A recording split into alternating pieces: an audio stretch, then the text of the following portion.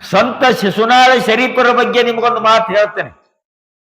ಗೋವಿಂದ ಭಟ್ರು ಅವ್ರ ಗುರುಗಳು ವಯಸ್ಸಾಗಿತ್ತು ಗೋವಿಂದ ಭಟ್ರಿಗೆ. ಅವ್ರಿಗೆ ದಮ ಇತ್ತಿರಿ, ದಮ್ಮೆ ಅಂತೀರಿ, ಏನಂತೀರಿ?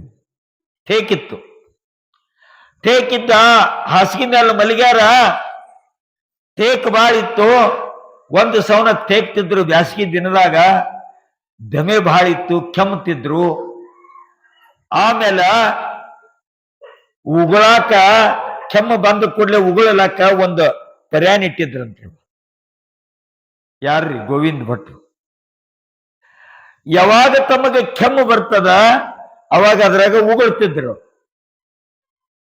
ಅದು ತುಂಬಿದ ಕೂಡಲೇ, ಉಗುಳೆಲ್ಲ ತುಂಬಿದ ಕೂಡಲೇನ ಶಿಷ್ಯನ ಕರಿತಿದ್ರು.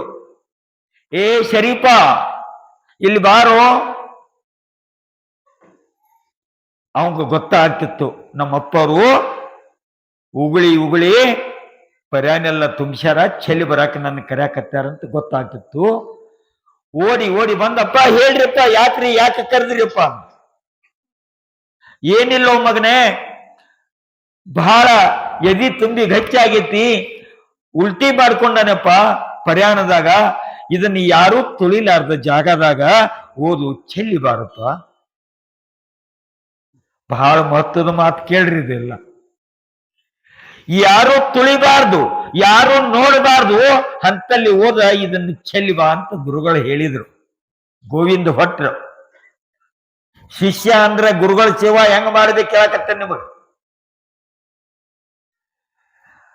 ಶರೀಫ ಏನು ಮಾಡಿದ ಅಂತಂದ್ರ, ಕೈಯಾಗ ಪರ್ಯಾನ ಹಿಂಗ ಬಗಸಿಲೆ ಎತ್ತಿ ತಗೊಂಡ್ರಿ, ತಗೊಂಡ ಮುಂದ್ಕೊತ್ತು ಹಾದ, ಗುರುಗಳನ್ನ ಬಿಟ್ಟು ಹೊರಗೆ ಹಾದ. ಅಗಸಿ ಬಾಗಿಲತ್ತಕ್ಕೆ ಹೋದ, ಗುಡಿ ದಾಟಿ ಅಗಸಿ ಬಾಗಿಲ ಮುಂದೆ ಹೋಗಿ ಗುರುಗಳ ಏನದು ಪರ್ಯಾಣ ಕೊಟ್ಟಿದ್ರು ನೋಡ್ರಿ, ಹಿಂಗ ಬಾಯಿಗೆ ಹಿಡ್ದ ಗತ ಗತ ಗತ ಗತ ಕುಡಿದು ಬಿಟ್ಟಂತ. ಹೊಡೀರಿ, ಜೋರ್ಲೆ ಹೊಡೀರಿ.